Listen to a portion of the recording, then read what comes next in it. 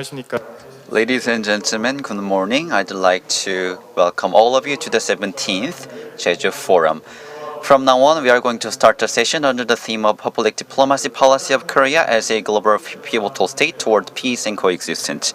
And please turn your cell phones off or put them on vibration mode so as not to distract the forum. Simultaneous interpretation will be provided throughout the forum. And I'd like to once again thank all of you for your participation, and I hope today's session will be meaningful to all of you. Then, from now on, President Egan of Korea Foundation will deliver his opening remarks. Please welcome him.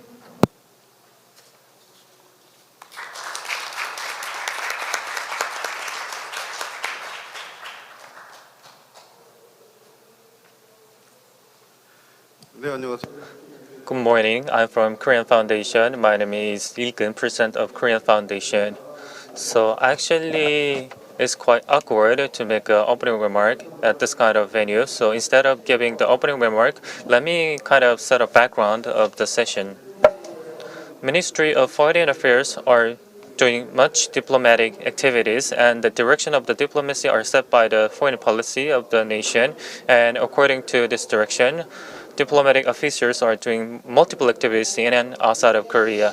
Likewise, public diplomacy are implemented by the Korea Foundation, and the direction of public diplomacy and the quality of it are defined by the public diplomacy policy, and in accordance with the public diplomatic policies, officers in and outside of Korea are doing much activities in the name of public diplomacy. The Ministry of Foreign Affairs are doing anything about the foreign affairs, but public diplomacy are not very much well organized as much as the general foreign affairs policies. So I think we need to define the public diplomacy clearly to set the right direction for the future. In this context, we decided to talk about the public diplomacy policy of Korea, and I'd like to extend my gratitude to all the participants who are with us despite your busy schedule to talk about this very important issue dear to my heart. And all the panelist members, thank you so much for your kind participation, as well as the distinguished guests from home and abroad. So without further ado, I'd like to begin the session. Thank you so much. 네, Thank you very much, President, for your remarks. And I'm going to introduce the moderator of the session. And before handing over the microphone, I'm going to introduce the moderator. And I'd like to ask all the panelists to take off your mask. And Professor Jung-min Lee is going to moderate the session. He's currently working at Institute of Security Convergence of KAIST, and he is working as a research fellow of Carnegie Institute. So, Professor Lee, now the floor is yours. Thank you very much for your warm introduction. It's been a while to come to Jeju to visit and to be at this Jeju Forum. It is very meaningful. And personally, I have a story to share. Over the last 2 decades with Korea Foundation, I have carried out many projects and taken part in many conferences and meetings. And this is my opinion. And among many presidents and former presidents, and I believe current President Kun Lee is the greatest president of Korea Foundation. I'm not saying just because I'm invited as a scholar, and he has a lot of ideas and administrative capabilities, and externally he has many visions. So considering all these elements, I believe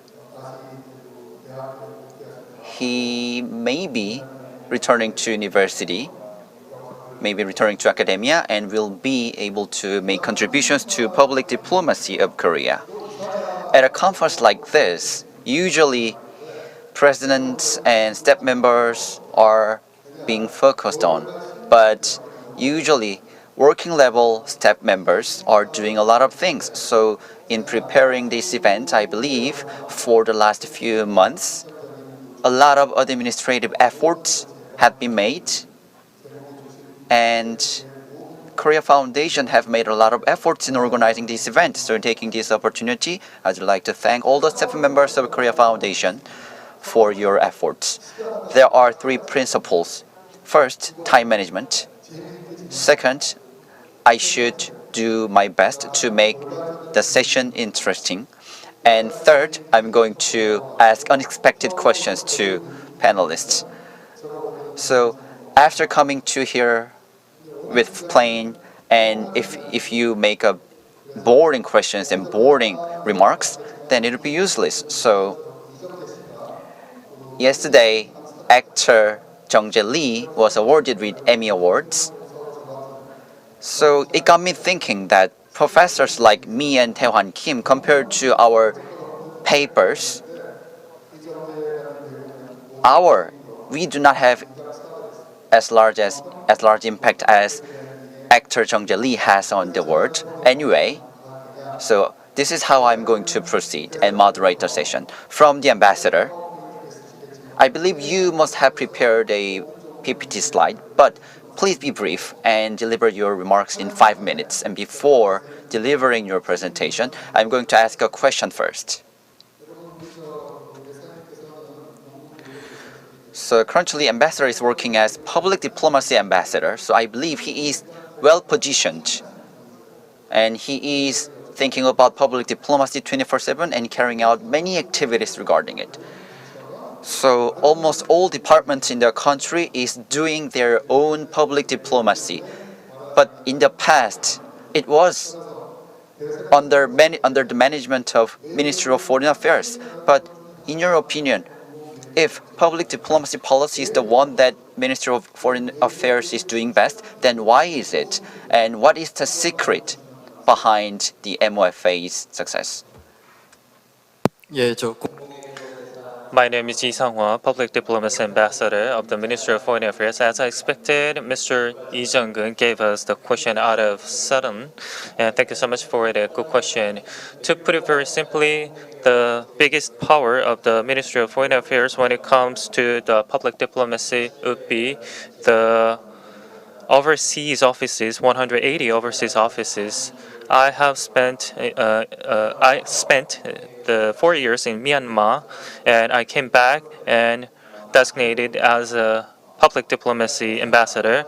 In retrospect, my times in Myanmar allowed me to learn how to work with the people in the office, and most of the activities that I done with them were done in the name of the public diplomacy.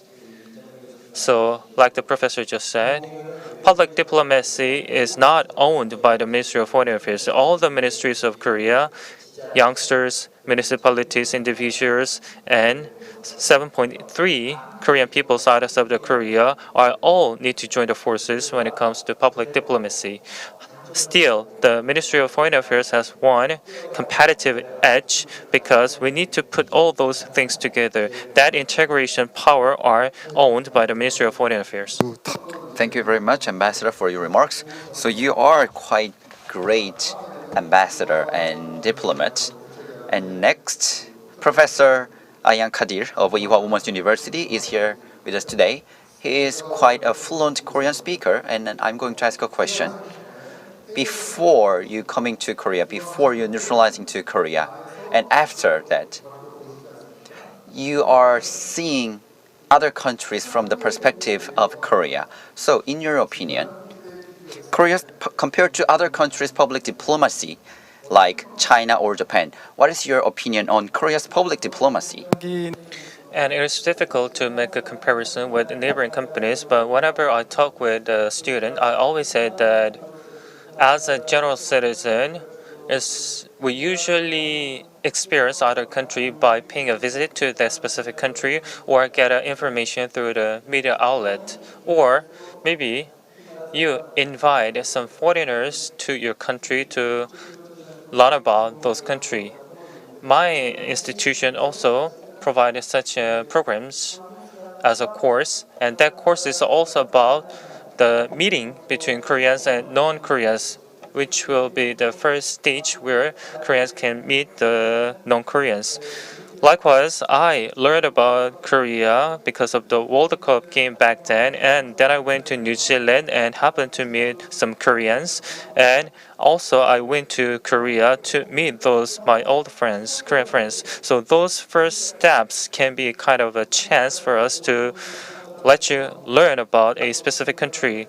Even if you watch Squad Game or listen to the K-pop music, that does not mean that those people love Korea, but at least they can give a first chance to learn about Korea or experience it. 우리 김태 Thank you very much for your opinion. Professor Tae-hwan Kim, among many panelists, he's the only one who studied public diplomacy. And at KF, he played a role as well. So as you know, Korea National Diplomatic Academy is a bit academic as well as when it comes to public and diplomatic policies are well designed and managed by this academy. Anyway, he's in a great important position. So my question is this: for Korea to build up its soft power and promote its brand, with soft power, the most serious problems could be solved. What do you think of that? Can those soft power be solution to serious issues? Yes, I believe it can. So currently in the international politics, there are many issues that are pending, and many said great power competition came back and geopolitical competition returned. This is what many people are saying. So in the 19th century or 20th century, there were also strong countries' competitions, but unlike them, strong countries' competitions are totally different. So conventional geopolitical competition or strong powers competition are not just geopolitical, but also competition is cultural as well as social, and that is the biggest characteristics. And the case in point is value diplomacy and value proposition or culture war. And currently between the US and China, liberalism values and counter-liberalism values are fighting with one another. So strong countries' competition have many implications, including social values and cultural values. And what are social and cultural values? They are core in public diplomacy. So let's say public diplomacy is about culture, values, policies, ideologies of a country are main focuses. So with those focuses, a country can promote themselves and it can communicate with others with those characteristics. So considering social and cultural characteristics, then those characteristics are in line with current public diplomacy. So when it comes to instrumental public diplomacy platforms are a part and at the center of major international order. When it comes to international order, we only talk about the distribution of power, but I believe another pillar of international order is distribution of trust, collective trust. In a liberalism, many people have belief, but those beliefs are being shaken. So, international norms and orders are being reshaped, and in that process, public diplomacy and soft power are playing an important role. I guess you have studied a lot before. This is my opinion. So let us move on to the main session of the conference. I read your PowerPoint yesterday, and ambassador as a public diplomacy. How many years did you work? Just 8 months. Okay, before the 8 month, you worked as a diplomatic officers and put public diplomacy into practices. So I'd like to ask you to give very concise presentation, please.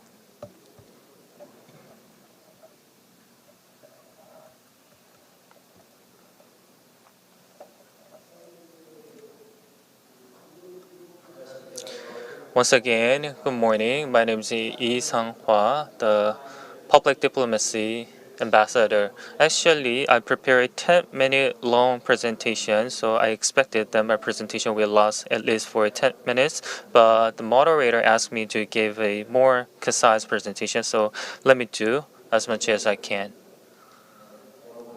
So I will skip this slide. So this is the content of my presentation that I prepared, but I'd like to skip some. First, Myanmar. When I was in Myanmar, I told you that I spent 4 years in Myanmar as a diplomatic officer, and seemingly you might think that, or I thought that all my activities were about the government to government activities, but actually the actual beneficiary of such activities were the Myanmarese. Also, the real needs of the Myanmar, for example, the peace process of Myanmar or the Rohingya population problem, which is also related to the human rights issues, and also democracy of the Myanmar. There was a coup in Myanmar, which is very dim. So, and also the miracle of the Irrawaddy River, which has been modeled after the miracle on the Hot River. These topics tells that the public diplomacy of Korea were very beneficial and were kind of very well accepted by the population in Myanmar. Let me skip to the next slide. These are some of the episodes I experienced recently. Last week, NSC, the vice advisor of the NSC responsible for the Indo-Pacific region, told me that, as you know, actually when President Biden came to the Samsung semiconductor factory, that was the beginning of his visit, and all the intelligence officers and think tank officers told us that the Korea is usually associated with the scientific technology and the innovation capability. That is the first things that comes to their mind whenever they think about Korea. And that also showed the importance of the public diplomacy. And next picture is the meeting of the UN Secretary General. And he also told that the Korea has outstanding cultural power and assets. And UN need to respond to the multiple challenges around the world, and Korea has all the competence that are required to solve those kind of challenges. That kind of trust or conviction were there. And also, based on such conviction, global pivotal states was announced by the Ministry of Foreign Affairs as a national agenda. If you go to the next slide, this is the latest vision announced by Mr. Park Jin, the Minister of Foreign Affairs. As you can see on the slide, these are the diagram that talks about the vision of the public diplomacy, which will be implemented beginning from next year up until 2027. So, as you know, policy are not something that are set in stone. This is living vision. So I believe that by using this kind of opportunity as an example, we will kind of get inspired to improve the vision further. Over the last 5 years, since the enactment of the public diplomatic law, we kind of lay a foundation of future activities. And for the next 5 years, based on such foundation, we will kind of take the public diplomacy to the next level. Details of the plan, please visit the official website of the Ministry of Foreign Affairs if you want to know about more details on it. Next page. So if that's the case for the next 5 years, what would be the direction of the public diplomacy? In what areas we will make an improvement? In the first plan, we focus on the culture aspect of Korea mostly. Also, when it comes to policies, Korean Peninsula were the centerpiece of the first basic plan of the public diplomacy. But in the second plan, global pivotal states was announced by the leader of Korea, so global values will be respected. One of the biggest platform on the public diplomacy is Korea Point One platform. Beginning from the previous year, the visit recorded 250,000 and this soared to 1.8 million visitors recently, and that tells about the high expectation of the people for the Korean public diplomacy. Also, digitalization would be another key topic. From 2020, digital public diplomacy has been emphasized, and even the nation allocated some budget for the digital public diplomacy and established a new division specialized in digital public diplomacy. Lastly, the encouragement of the public participation. Like I said before, public diplomacy cannot be solely done by the nation, municipalities, companies, individuals, youngsters. Those kind of public-private partnership is very critical. So tomorrow I'm gonna participate in the session that is about the Koreans living outside of Korea. Next slide. This title, The Renaissance of the Public Diplomacy, is not an exaggeration at all. Like the moderator said, yesterday actor Lee Jung-jae won an Emmy Award because of the success of the Squid Game. Also, besides the Squid Game, I can give you many more examples. Some examples are written in the slide, but we have more examples. Actually, in 1991, and that was a year when North Korea and South Korea jointly accessed to the United Nations. When I was in 2009, I came to Jeju Island along with the Secretary General Ban Ki-moon, and for the 7 years, I paid a great interest in this issue. Inside and outside in is a mentality that was set by the mentality. What about the Korea's position from the perspective of United Nations? That kind of perception was very critical, and I experienced kind of sea change of that perspective. In the history of United Nations, peace, development, and human rights, those three values are kind of realized in a very shortest period of time in Korea, which is very first of kind success case, and the global society recognized this kind of success as well. That kind of value realization will be further contributed by the success of the Korean culture and soft power diplomacy. And next two slide is about the multilateral cooperation and regional strategy cooperation and what Korean need to do for the public diplomacy. And if you go to the next page. Beginning from next year, the United Nations General Assembly will be held. A watershed moment transformative solution to interlocking challenges are a title of the United Nations General Assembly. Like the Secretary General said, Korea has every capability that is required by the global society, including the convening power, and as a consensus builder, Korea can propose the future direction properly befitting, and the country need to fulfill this responsibility befitting its improved status, and that is also reflected in the announcement of the global future state. Next year, the Ministry of Foreign Affairs will very much focus on the contribution while diplomatic activities of Korea, so that everyone can understand that they are all public diplomacy officers, and also we will struggle how to put the Korea as a brand into all those activities. We need to also work with Korean corporation to kind of create a nexus for the public diplomacy. And next week, also we will have another discussion on the public diplomacy and nexus. Development cooperation, UNPKO, climate change were some of the topics discussed in this kind of cooperation, and scientific cooperation will be another agenda that were raised. Next page. Including the moderator, all the presenters will also talk about the Korea's public diplomacy and its future direction in the context of the China and U.S. rivalry. Last week, like I said before, the vice advisor of the NSC and the vice advisor of the Office of the Director of the National Intelligence came to Korea. And Indo-Pacific policies or strategy of the United Nations should be fully considered when Korea design the public diplomacy for the Pacific Island and Indo-Pacific region.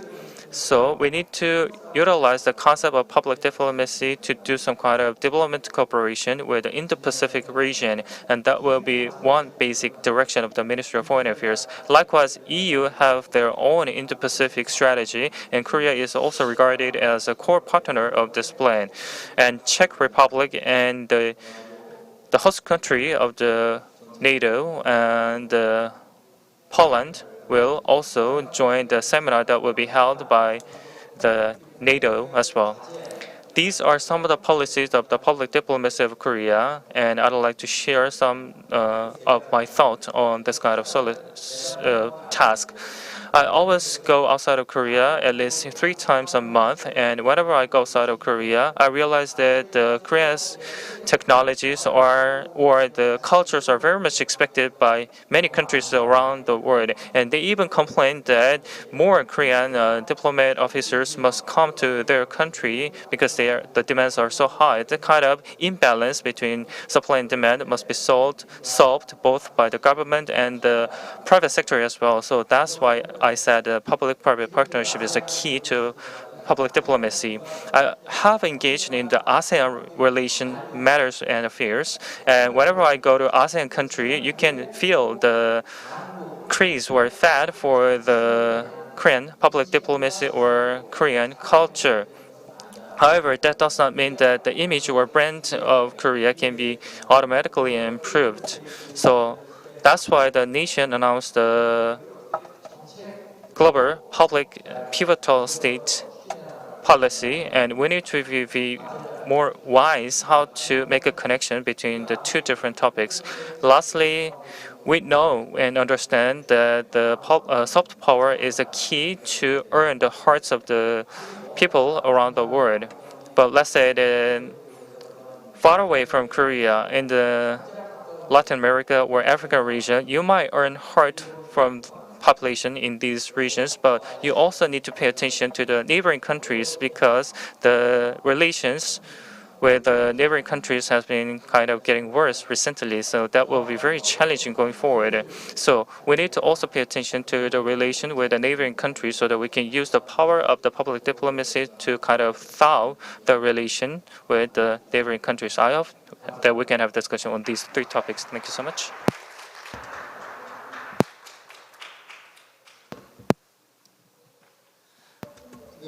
Thank you very much, Ambassador Lee, for your presentation. And next, Professor Ayan Kadir will deliver his presentation.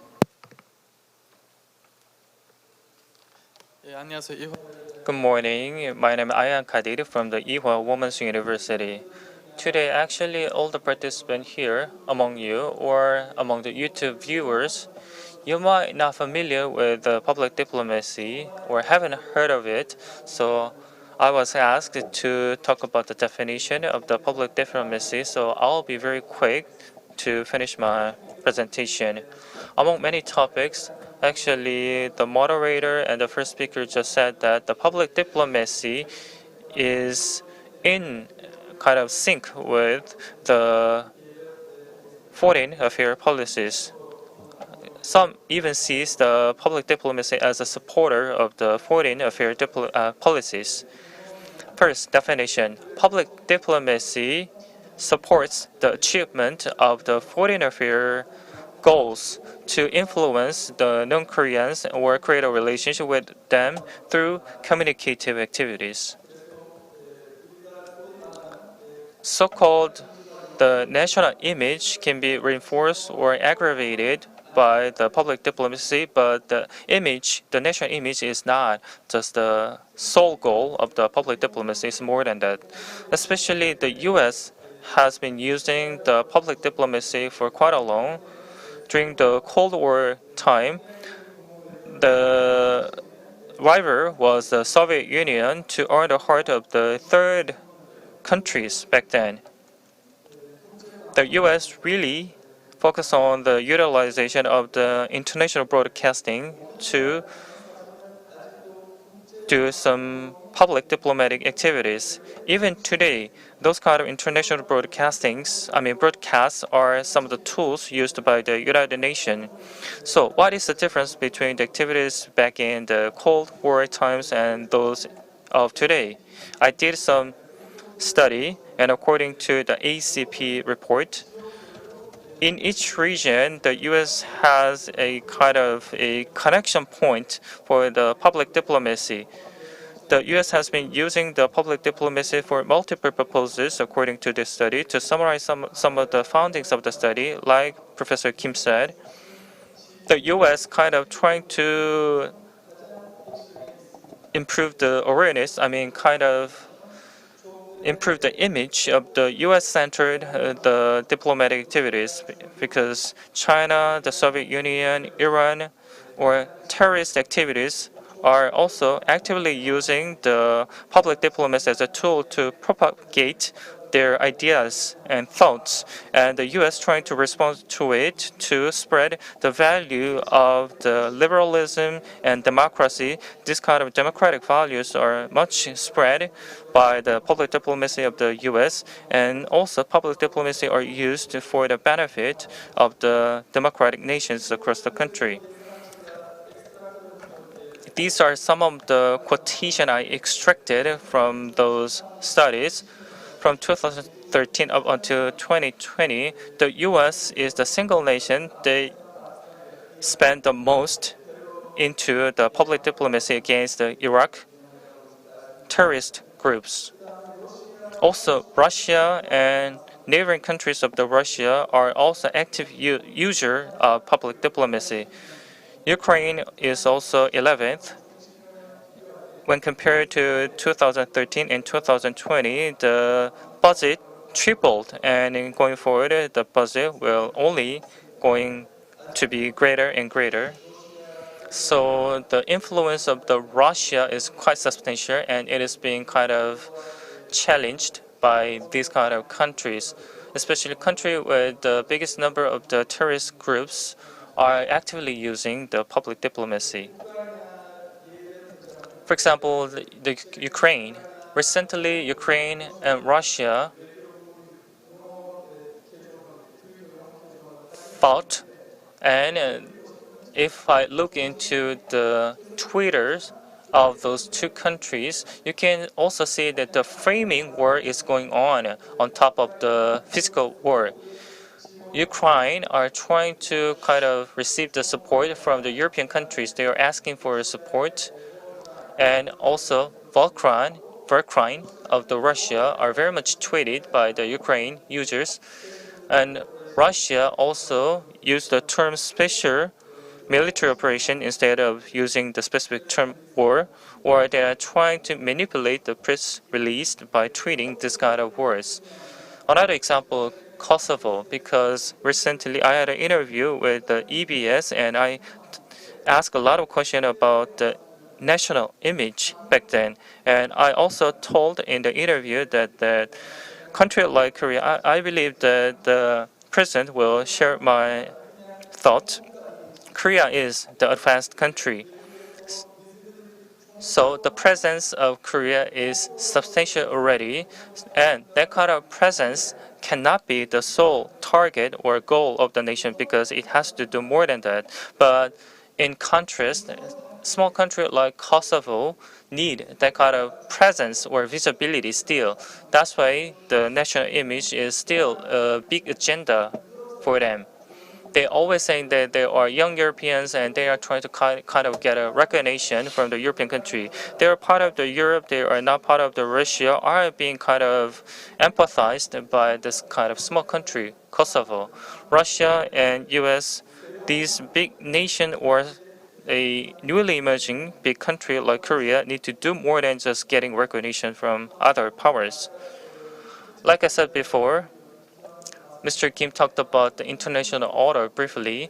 The middle power country like Korea, when it comes to international order, need to actively support the international order based on the liberalism. Sweden, Canada, Australia, this kind of middle powers are traditional middle powers who are at the core of the international order, trying to spread the value of it instead of just improving the national image. So they are already doing more than just public diplomacy to spread the value of international order based on liberalism, because that is beneficial to those countries as well. So the kind of the basic value of the recent civilization or today's civilization are very much promoted by these nations, and Korea should be part of it as well. And the number of this kind of middle power is growing as well. So this is the first article of the Public Diplomacy Act enacted in 2016. And this law also says that the purpose of this act is to contribute to improving the Korea's image and prestige in the international community. As it was said by the ambassador, the image of the Korea is getting evolved and improved. So I think this proposal is kind of already obtained in Korea. So a country like Korea need to be more involved in public diplomatic activities. And I told you that Korea need to improve the prestige, but this is just more than prestige. To earn kind of the advocates for the Korea's foreign affairs policies, they need to do more than that. I'll skip some slides because I don't have much time. Public diplomacy is not a cure for all. It can be a supporter of the public affairs policies, but here is one caveat. So far, Korea's public diplomacy, regardless of the leadership, has been very non-political and has been kind of evolved in a constant manner.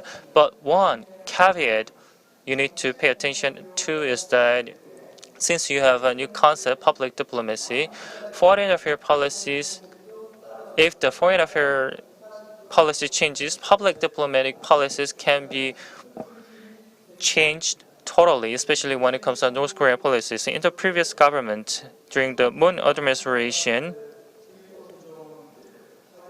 the Korean embassy to the U.S. tweeted that the Korea need to build a peace with North Korea. And Korean community in the U.S.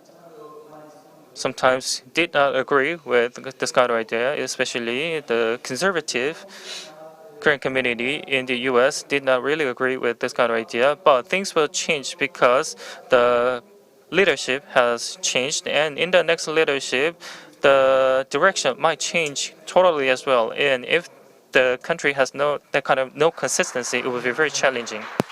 Thank you very much, Professor, for your remarks. And next, Professor Kim, please.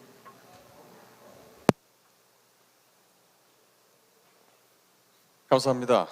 Thank you very much. As a scholar of public diplomacy, I have had some issues. Those issues were simple. Strong powers, public diplomacy, in the international community intensify conflicts and confrontation.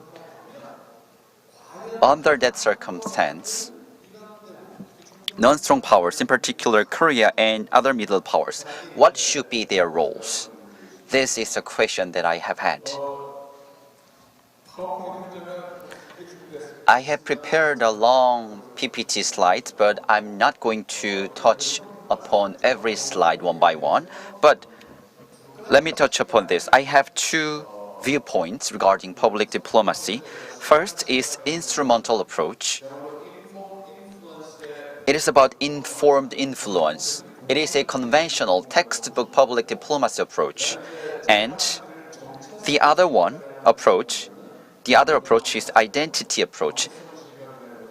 Identity approach is about political collective identity or elements that compose of such groups.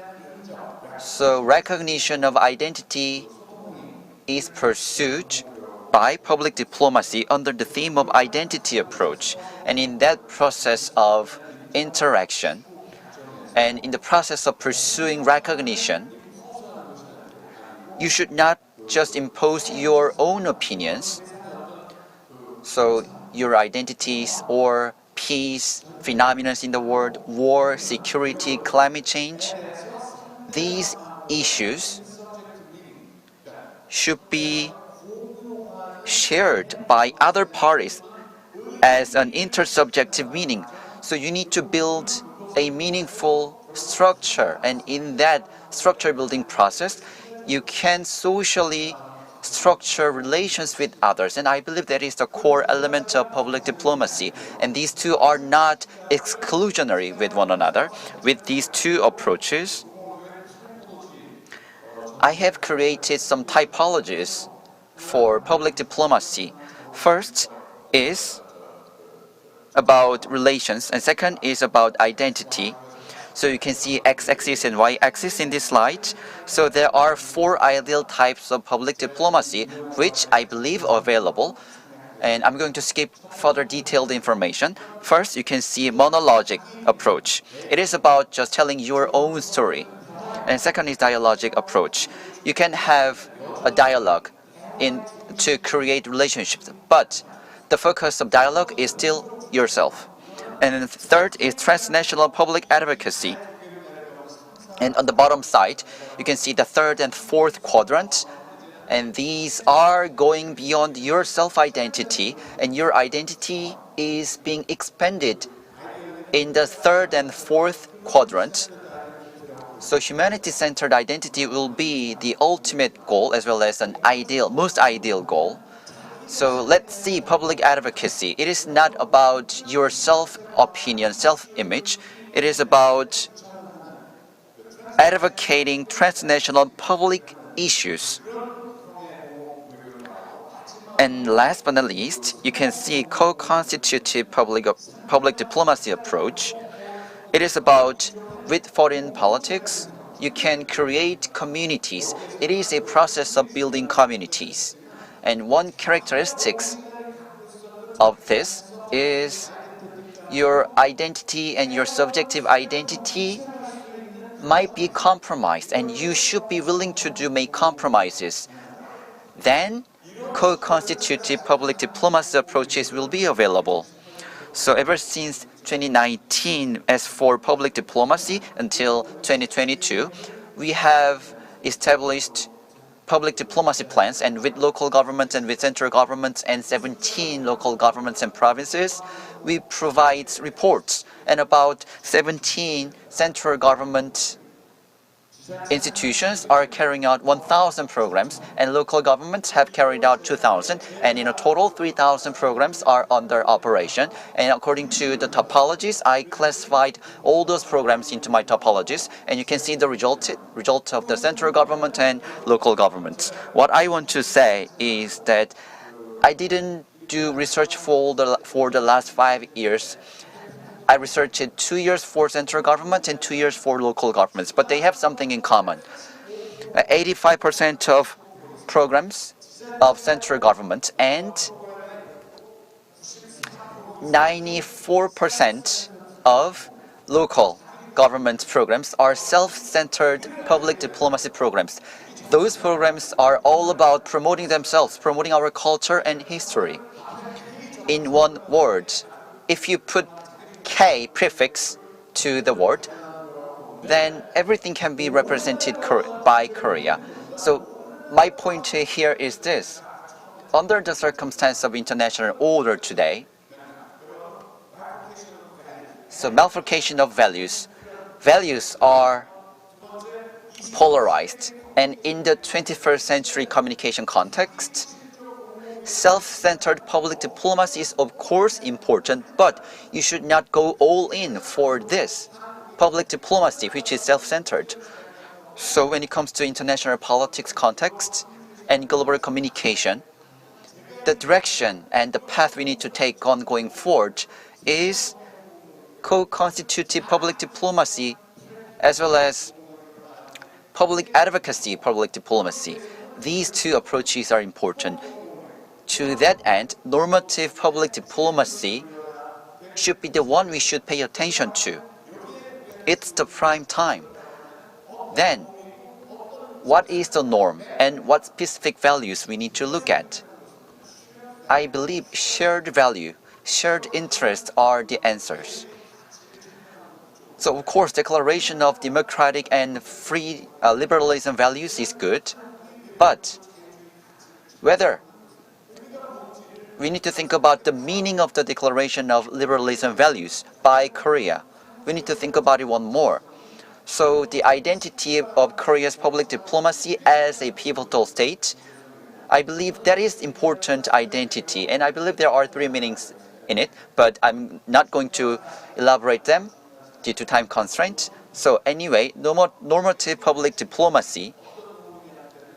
So we need to think about shared norms and shared interest and shared values. Those should be the focuses that we need to have. Thank you. Thank you so much for your presentation. Last but not least, we have the online participant and speaker, Mr. Lee Hong-hee from Jeju University. Hello, Professor. Good morning, everyone. Can you see them all? Yes, I can. Where are you at now?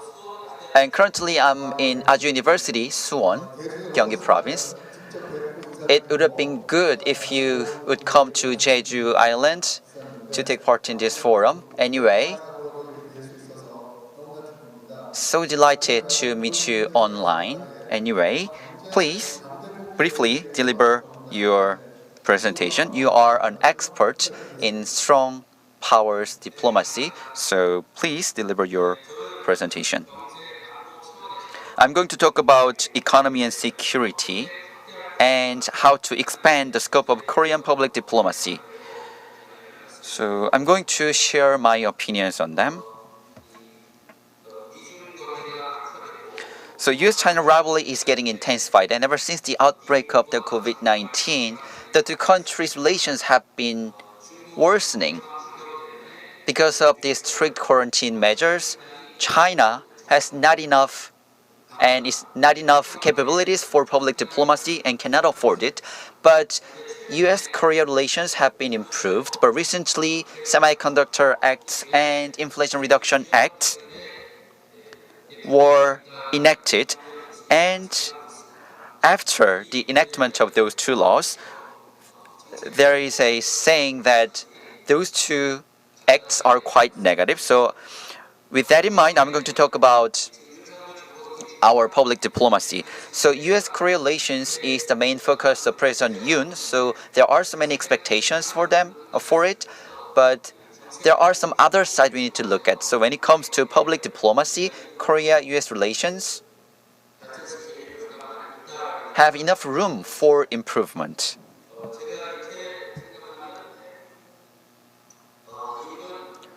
So let me tell you why I think that way. So the United States projects freedom, democracy, and trust into the concept of economic security, and Professor Kim also emphasized several times. So the US wants to control influence of non-liberal or authoritarian states on global economic orders. So the US associates economic security with value diplomacy.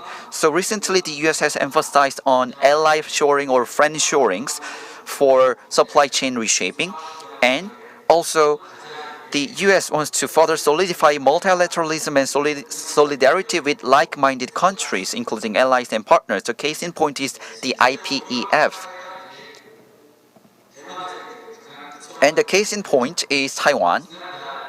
And last month, President Tsai Ing-wen said to build a sustainable supply chain, Taiwan wants to strengthen cooperation with liberal and democratic partners, and we can. This is what President said, and the media covered it as democratic cheat, which is a newly coined term. Indeed,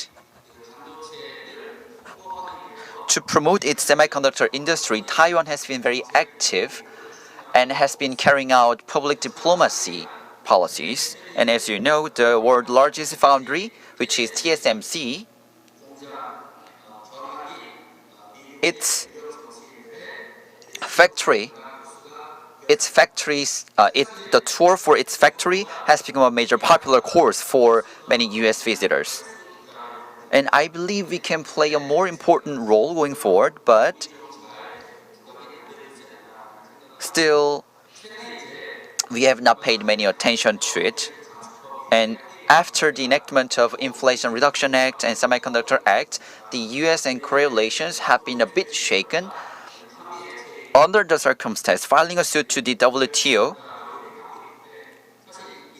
has been what we discussed, but filing a suit to the WTO will worsen the US and US-Korea relations.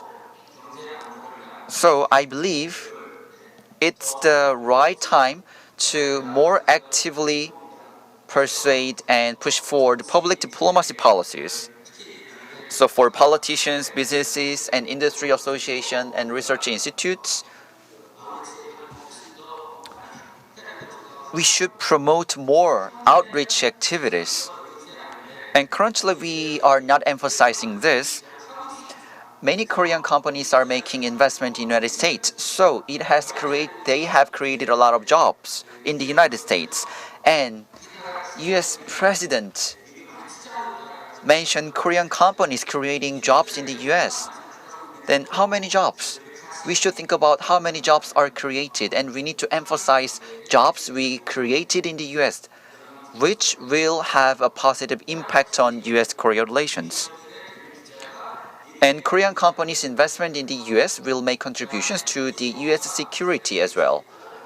And recently, the US established Chip 4 Alliance, and we showed our willingness to join the IPEF. And those are also important points for the US public diplomacy. In the areas of batteries and semiconductor, Korean companies have made a lot of investment, and I organized it in a table. As you can see on the table, this table is the data from the first half, and Korea made the largest investment and created the most jobs in the United States. So if you look at the ranking of companies creating jobs in the United States, we ranked first, and about a quarter of new jobs were created by Korean companies. This is what we should emphasize and underline. So, at an administration level, public diplomacy or economic diplomacy have been pushed forward. And as Ambassador Lee said, public diplomacy should be making all departments, all institutions involved, indeed, act were created and approved by Congress. So I believe National Assembly Corps should pay a visit to the US. And if you look at Taiwan's case, we need to strengthen bonds and invite politicians whose constitution is Korean companies' investment destination, and business leaders and labor union leaders. So we need to invite them to an event in Korea. So labor union think tank and the economic sector associations, with them we need to promote what we have done for investment in the United States. That would be very helpful. Thank you for your attention. So please stay in the Zoom platform. In the second round of the discussion, I'll ask a question to each presenters, and I'll receive some questions from the audience as well. My first question goes to Ambassador Lee. As I was listening to your presentation, one thing I was delighted was that Korea improved a lot and grew a lot. Not just from the perspective of the United Nations, but from multiple aspects, Korea improved a lot. But it is all about the money, isn't it? In other words, without any budget, no matter how good idea you have, you cannot really implement it. As far as I know, the Ministry of Foreign Affairs from the start of the nation will exceed the 3 trillion won in terms of the public diplomacy, and 1/3 of that will be spent on official development assistance. So as a public diplomacy ambassador, how much budget do you need or want? The more, the better. I know, the more, the better. But when you visit the National Assembly, you cannot really say the more, the better. So this is quite a serious problem, I believe. Korea need to do the public diplomacy befitting its enhanced status. So how much do you need to request to the National Assembly in terms of budget allocation? How much budget will you ask, and how will you secure it? Because it is critical, I believe. Any idea? That is quite a poignant question, because whatever we do, especially when it comes to public institution, organization, the human resource and financial resource are critical, precisely. But thankfully, we have basic act on public diplomacy, and thanks to this act, the budget allocation and the human resources kind of got very much improved significantly, exponentially, actually. So, like you just said, but still, the resources are not always not enough when you compare it to those of other countries. When it comes to public diplomacy, advanced countries, the budget is still minimal. Like Mr. Lee, over the last 3 years, you worked so hard for the public diplomacy of Korea in percent. Korean Foundation, the budget of the Korean Foundation is still minimal when compared to those of other developed countries. So I think from the inauguration, the National Assembly is one of the most frequented visit institution by me because the key was the budget allocation. But like you said, the country is trying to reduce the budget spending because of the global inflation trend. And despite all those difficulties, the nation still need to make more contribution under the shared norm, like you just said.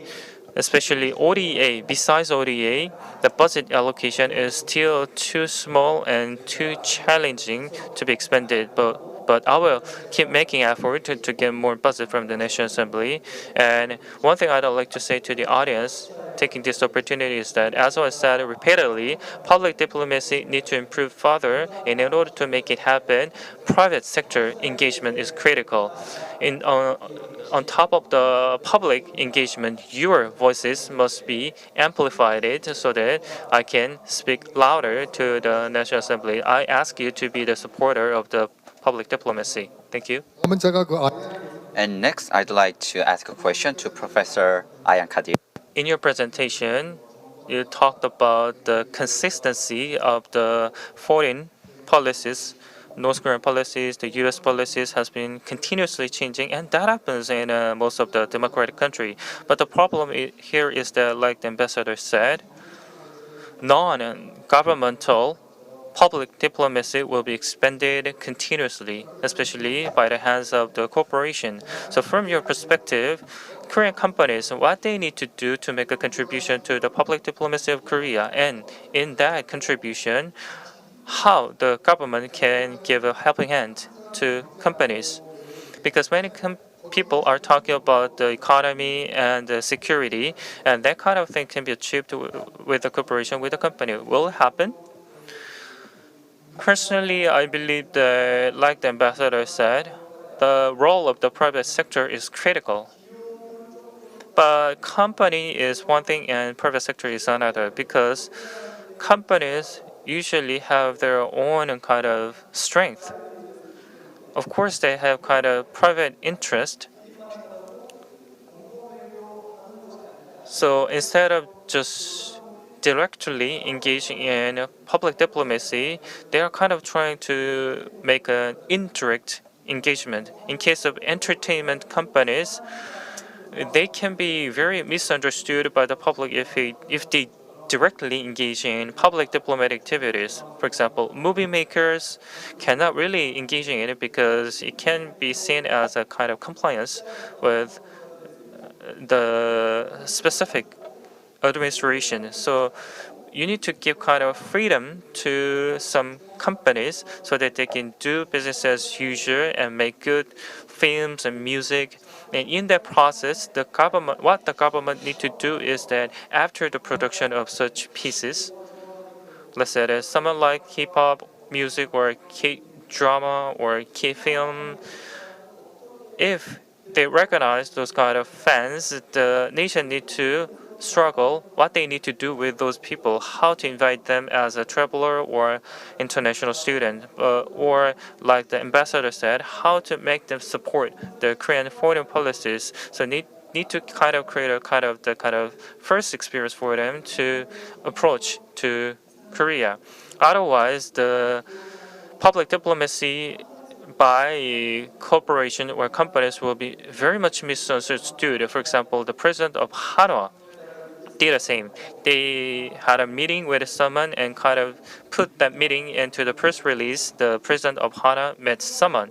That kind of title will distort the meaning of the public diplomacy. So you should let the companies do whatever they want freely and do the government activities in a kind of isolated manner. And Professor Kim is a social scientist. We are politics scholars, and we have lied a lot, indeed. And I believe, Professor Kim, your lies are based on data. So you made a good point. 8 to 10% of programs of governments, central government and local governments, are all about promoting themselves. This is what you said, right? Yes, that is. Then the trend is about promoting our technology, cultural abilities, and trade. And President Kun Lee have mentioned that we are de facto one of G10 countries in the world. Then let's look at global interest and national interest. Sometimes those two interests conflict with one another, whether it be batteries, climate change, or women's rights empowerment. No matter what it is, when there is an extreme confrontation, we, Korea, what kind of choices should we make? So first, national interest. We need to carefully think about the obsession of national interests. National interests are not cure for all. So in a longer term, national interests are very helpful. But in a short term, if something causes damages to our national interests, you shouldn't say we should not pursue them. So global interest and national interest, I mentioned before, we want to get recognized by the international community. So recognition is about being recognized by others.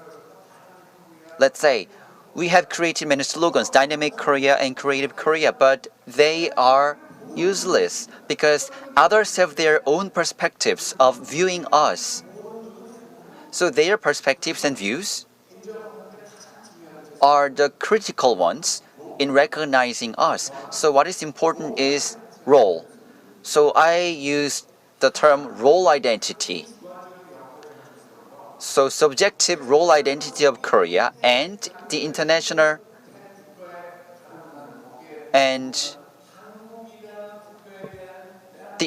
community's role expectations of Korea, which is regarded as one of the G10. If there are disparities between them, we cannot succeed and we cannot do soft power. And China is case in point.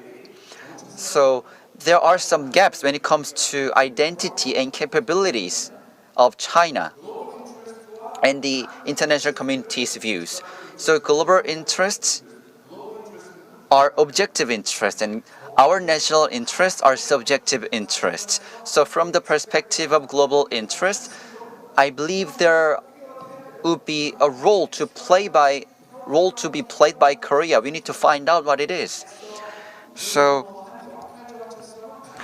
we need to get out of role identity based on national interests. So we need to find a compromise between national interest and global interest. By doing so, we can pursue our personal interest and we can be recognized. And one of the most important elements of a pivotal state is how to practice role identity in a diplomatic manner. Thank you very much, and I totally agree with your opinion. So I'm going to add some comments to your opinion later. And Professor Lee, can you hear me well? Can you hear us well? Yes, I can. So currently, Professor Kim mentioned about China. And we have a hurdle called US-China rivalry. Then let's look at Korea's public diplomacy policies. And through China, what kind of directions should we take on when it comes to public diplomacy for China so that we can pass the Great War? Do you think China will respond to our actions? Professor Lee just asked quite difficult questions to answer. Indeed, public diplomacy is a very challenging job, and I believe currently it is almost impossible job to do. As you know, we have prevention and control issues, and also we have some anti-China sentiment, and in China there is anti-Korea sentiment. So between the two countries, China and Korea, trust has declined a lot. So public diplomacy does not have enough room for practice. But I believe we have some chances and possibilities.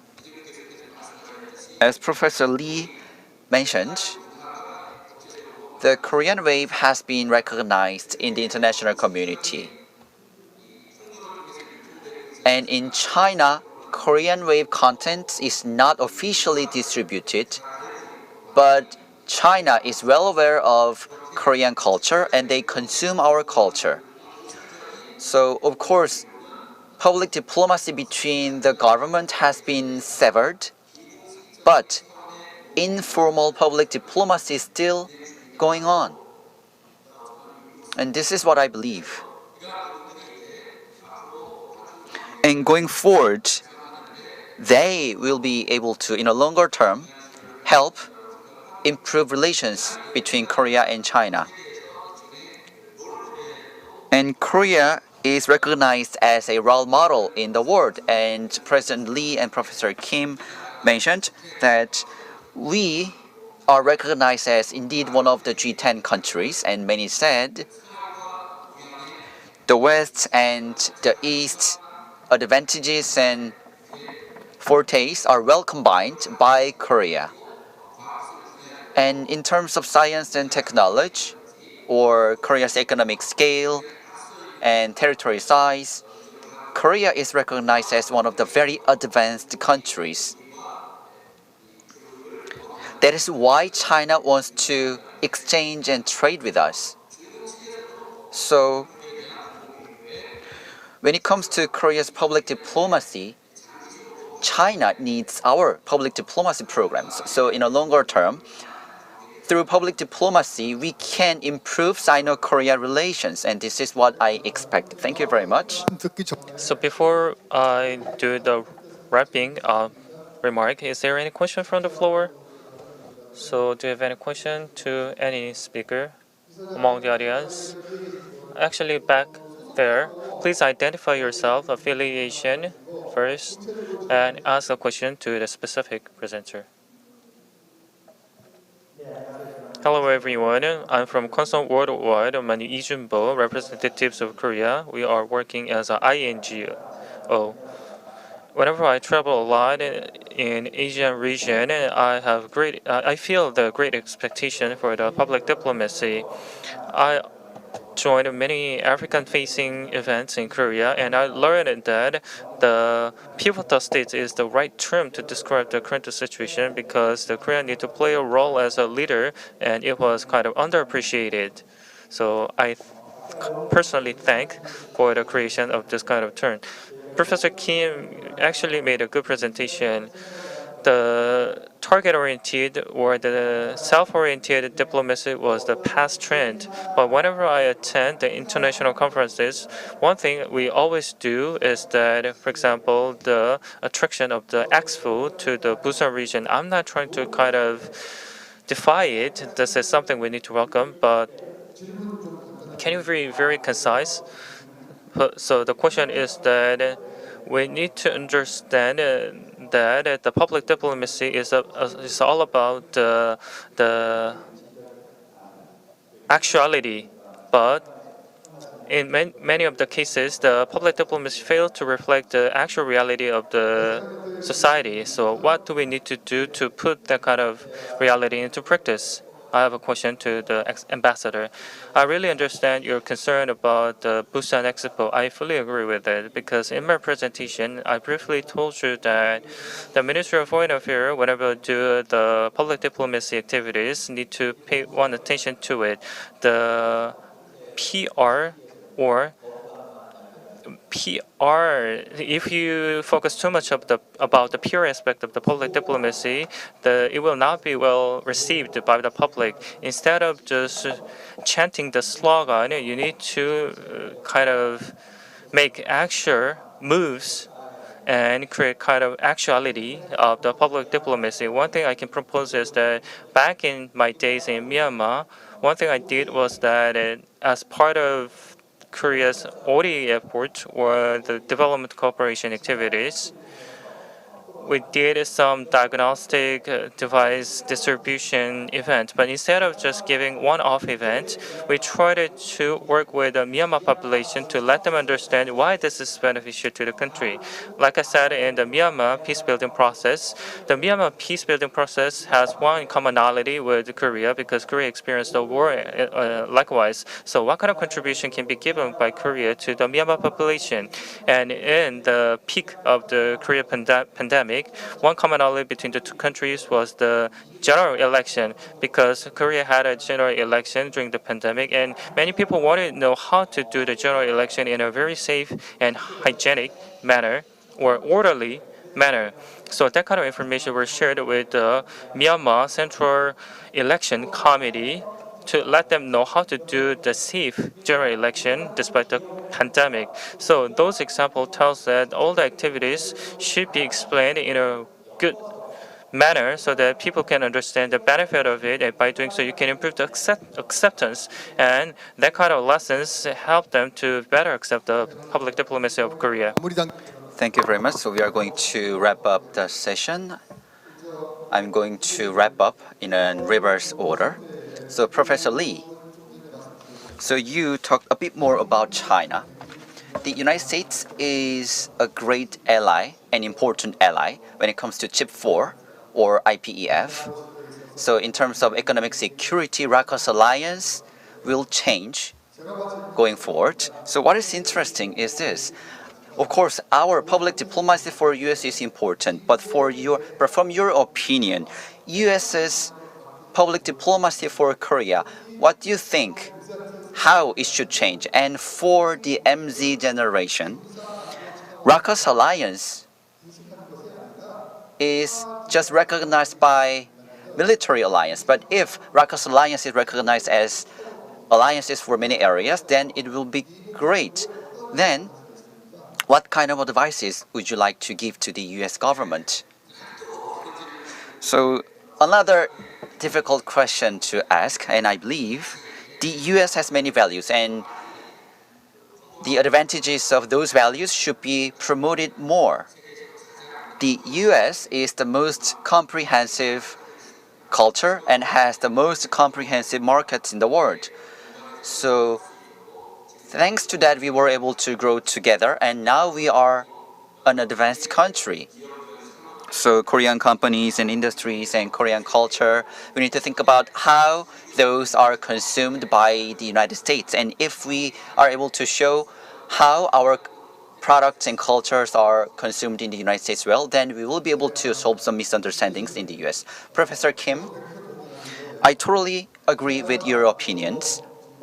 But for Korea to develop and provide global solutions, and I believe Korea is well positioned to provide such solutions because industry, economic power, military power, and culture, if you look at those elements in Korea, it's hard to find any country that has developed them in a balanced way. But thing is, population cliff, demographic cliff. In 20 years, in the face of globally normative, a global norm, the population of Korea is likely to decrease by 40%. Then, Korea with less population, how can we make contributions more actively to global issues? First, I'd like to apologize. Indeed, demographic cliff and demographic issues is unimportant, of course, but when it comes to public diplomacy, talking about demographic issue for public diplomacy is quite obsolete. it is an opinion in the 20th century. So expanding the scope of public diplomacy is about blood-based essentialist identity. It is about getting out of role-based identity. So if you look at Army of BTS fandom, it is a transnational network. So from that perspective, from global norm, population of a specific country is no longer be important. What is really important is this. Whether small countries like Korea,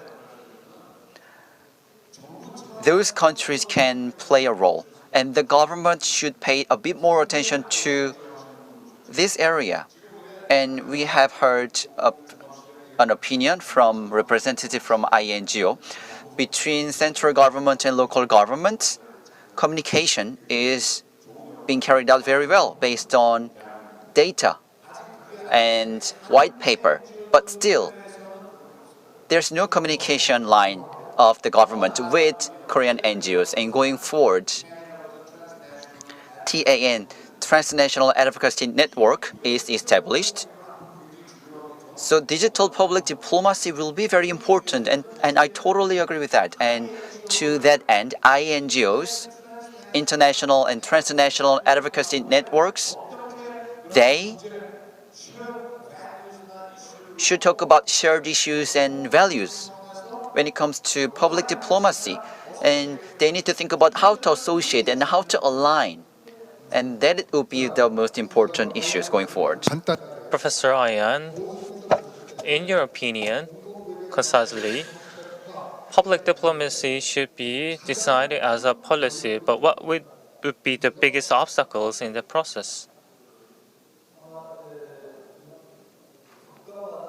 Probably the country need to customize the public diplomacy, so that customization would be the biggest challenge.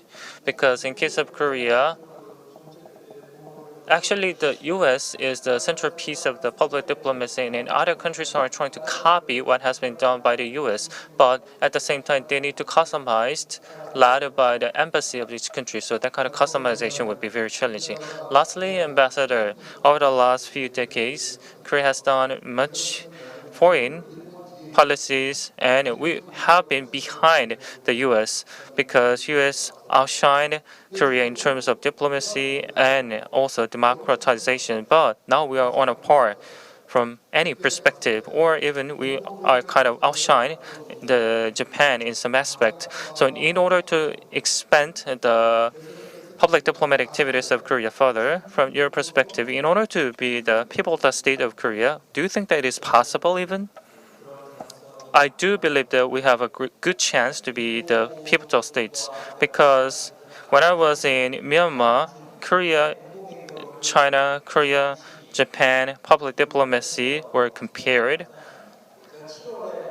Back in July, Jordan and Morocco, the diplomatic tie of 60th anniversary event, I attended that kind of ceremony, and all the scholars from Morocco always said that. Yeah, one thing that I was very delighted was that Korea's culture are kind of prosper on the global stage because people demanded for something new, and that kind of something new is being created by Korea is quite kind of very attractive from the perspective of non-Koreans. So it is not just a fad or a craze, and they said it will last longer than some may expect. The uniqueness of Korea will make the Korean culture last longer. When we talk about the Korea-U.S. relations, I always said that we should not take it for granted, and we need to manage it consistently like we garden like we do the gardening. Likewise, the private and public sector, including ING, need to continuously communicate to do this kind of gardening so that we can be consistent in public diplomacy. Thank you. Thank you very much. I have seen a lot of examples and cases, and the most important one is end in time. So within the time frame we have been given, I'm so delighted to wrap up on time, and speakers and panelists have made good points. In particular, President and other staff members of Korea Foundation have made a lot of efforts in organizing this event. And once again, I'd like to sincerely thank all of you for your efforts, and I hope taking this opportunity, Korea's public diplomacy would be upgraded further. Thank you very much for your attention.